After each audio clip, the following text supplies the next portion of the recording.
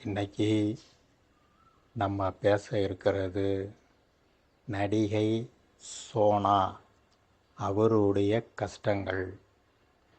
ஒரு ஓடிடிக்கு ஒரு படம் எடுத்திருக்கிறாங்க. இந்த பிரச்சனை கிட்டத்தட்ட ஒரு 8-9 மாதமாக போயிட்டுருக்குங்க. அவங்களால முடியாத பட்சத்தில் பெப்சி 23 கிராஃப்ட்டுக்கும் யூனியனுக்கும் ஹெட்டு பெப்சி பாலச்சந்தர் ஐயாவால் உருவாக்கப்பட்டது. அப்போ கலைஞர் ஐயா பீரியடு எல்லா தொழிலாளர்களுக்கும் ஒரு அமைப்பு வேணும், அது உருவாக்குங்க அப்படிங்கிற மாதிரி தான் பெப்சி உருவாகினது. வழி இல்லாமல் சோனா ப்ரொடியூசர், டைரக்டரு அண்டு நடிகர் வழி இல்லாமல் அவங்களால முடிஞ்ச அளவுக்கு போராடுதாங்க. இவங்க சங்கருங்கிற ஒரு மேனேஜர், ப்ரொடக்ஷன் மேனேஜர்னு பார்த்திங்கன்னா தயாரிப்பு மேல்பார்வை, தயாரிப்பு நிர்வாகிகள்னு வரும். அதாவது சினிமா துறைக்கே ஒரு முதுகு எலும்புன்னு சொல்லலாம் மேனேஜர்ஸ். அப்போ அவங்க கரெக்டாக டெக்னீஷியன் தொழிலாளர்களுக்கு பணம் கொடுக்கலை, வைக்கலை. டெய்லி நாளைக்கு என்ன செலவோ இன்றைக்கி கேட்பாங்க, நான் அவங்க செல்லில் அனுப்பிச்சிடுவேன் அப்படிங்கிற மாதிரி சொல்கிறாங்க.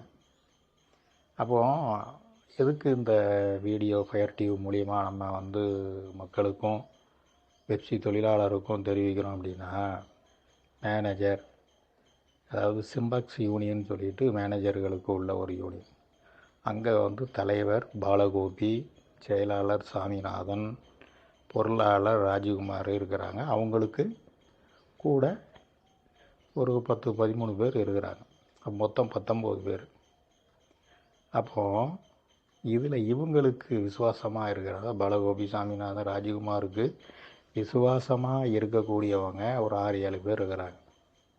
இவங்க நினச்சா அந்த பிரச்சனையை இவ்வளவு விளம்பரம், பப்ளிசிட்டி, அதாவது மக்களுக்கு போய் சேருது பார்த்தீங்களா, அதை தகர்ப்பருங்க. அவங்க ஏன் பண்ணலை அதுவும் சொல்கிறாங்க.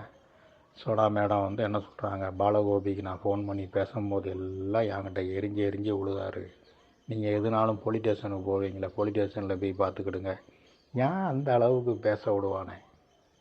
பெப்சியில் ஒரு தலைவர் உட்காந்துருக்கிறாரு, ஆர்கே செல்வமணி.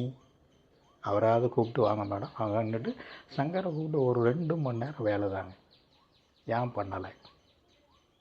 சரி, செயலாளர், மேனேஜர் யூனியன்லையும் செயலாளர், பெப்சிலையும் செயலாளர் கூப்பிட்டு இந்த பிரச்சனையை வாங்க, இதுக்கு தானே ஓட்டு போட்டு இவங்களெல்லாம் அங்கே உட்கார வச்சுருக்குது, ஏன் பண்ணலை? இது எல்லாமே ஒரு கேள்விக்குறியாகவே வந்துக்கிட்டு இருக்குது.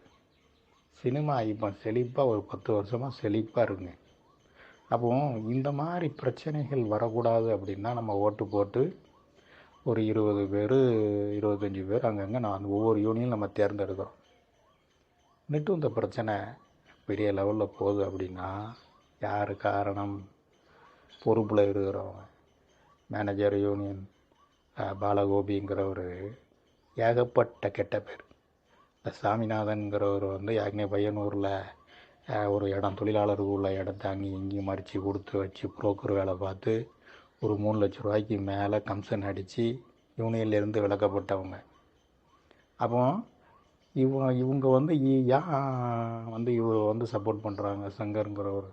கேள்விப்பட்டேன், சங்கருங்கிறவர் நல்ல மனிதர். அப்போ என்ன நடந்தது வச்சதுங்கிறது கூப்பிட்டு விசாரிச்சா தானே தெரியும். பாருங்கள், பெப்சியில் உட்காந்து அந்த அம்மா போராடுது. கூட யார் இருக்கா? யாருமே இல்லை. உப்புக்கு சப்பா ஒரு ஆள் இருக்கிறார் பெப்சியில் தலைவர்.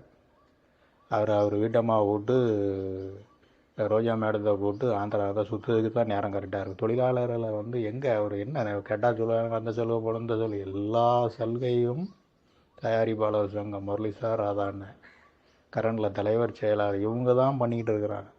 தொழிலாளர்கள் நல்லா இருக்கணும், அவங்களுக்கு வீடு, இடம், முக ஸ்டாலின் அவர்கள்ட்ட பேசி வச்சு. அப்போ இந்த பிரச்சனை ஏன் அந்த அளவுக்கு பெருசாக ஆகுது? பாவம், அவங்க நீண்ட இடைவெளிக்கு அப்புறம் ஒரு படம் டைரக்ஷன் பண்ணி ப்ரொடியூஸ் பண்ணுறாங்க. இன்றைக்கி ப்ரொடியூசர் கிடைக்கிறதே பெரிய விஷயம்.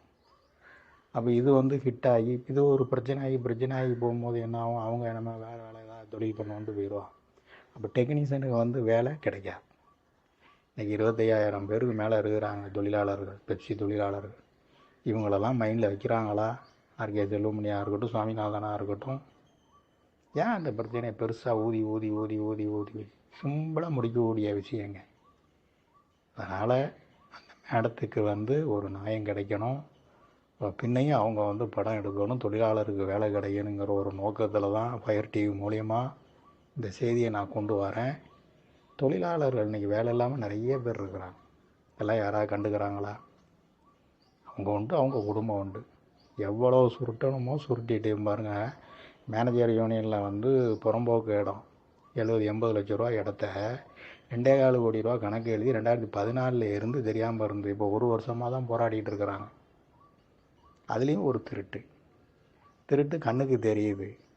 இன்னிட்டு கேள்வி கேட்க முடியல. கேள்வி கேட்டவங்க ஃபுல்லாக டிஸ்மிஸ்ஸு, சஸ்பெண்டு, அவங்கள 2-3 ட்ரிப்பு எலெக்ஷன் நிற்கக்கூடாது. என்னங்க இது? நீ நியாயமானவனா கணக்கு கேட்டால் சொல்லணும். பெப்சியில் கணக்கு கேட்டால் கொரோனா காலங்களில் எவ்வளவோ நடிகர்கள், விஜய் சேதுபதி 1 கோடி, ஓபிஎஸ் இபிஎஸ் 5 கோடி, இது கணக்கு கேட்டால் காட்டுறதில்லை. பொண்ணுவிழா மேனேஜர் யூனியனில் கணக்கு கேட்டால் காட்டுறதில்லை. பத்திரத்தை காட்டினா காட்டுறதில்லை. ஏதோ ஒரு போலி பத்திரத்தை எடுத்தாச்சு. அது என்ன ஒரு மாதம், மே மாதம் எலெக்ஷன் வரப்போகுது. அப்போ சோனா மேடத்துக்கு ஒரு நல்லது நடக்கும். 19 பேர் ஃப்ரெஷ்ஷாக மேனேஜர் யூனியனில் வருவாங்க. இவங்களுக்கு அடித்த ஊழல், இவங்க திருடின பணத்தை எல்லாம் யூனியன் இப்போ ஏற்கனவே 8-9 கோடி ரூபா இருக்குது. மேற்கொண்டும் 10 கோடி ரூபா எக்ஸ்ட்ரா ஆகும். அது இப்போவுமே கொடுத்துட்டு போயிடலாமே, தெரியாமல் நான் திருடிட்டேன் வச்சுட்டேன் மன்னிச்சுக்கிடுங்க அப்படின்னு. திருடினவங்க தலைவர், செயலர், பொருளாளர், மேனேஜர் யூனியனில் கையங்காலமாக பிடிச்சாச்சுங்க. இன்னும் அந்த பவரை வச்சு உண்டுக்கிட்டே அவனை தூக்க, அவனை சஸ்பெண்ட் பண்ண, அவனை டிஸ்மிஸ் பண்ண. என்னங்க நிர்வாகத்தில் உள்ளவங்களை 3-4 பேரை தூக்குறது, அவங்க ஆளுகளை உள்ளே கொண்டு வருது. அராஜகம். அதே அராஜகம் தான் சோனா மேடம். அவங்க மேலே இப்போ அவங்க வந்து உட்காந்து பேசினாலும் எல்லாருக்கும் தெரியுது. நம்ம இந்த வீடியோ வெளியே விட வேண்டியதாக இருக்குது. எனவே சோனா மேடத்துக்கு இவ்வளோ நாள் பொறுத்துட்டாங்க. இன்னும் ஒரு மாதம் மேடம் கவலைப்படாங்க. ஃப்ரெஷ்ஷாக 19 பேர் வந்தவொன்னே உங்களுக்கு என்ன நியாயமோ, உங்களுக்கு என்ன பண்ணணுமோ அவங்க பண்ணுவாங்க. எனவே அடுத்தால ஒரு நல்ல செய்தியில் உங்களை வந்து சந்திக்கிறேன். நன்றி, வணக்கம். ராமையா சரோஜாராஜ், ஃபயர் டிவி சப்ஸ்கிரைப் பண்ணுங்கள் நம்ம சேனல்.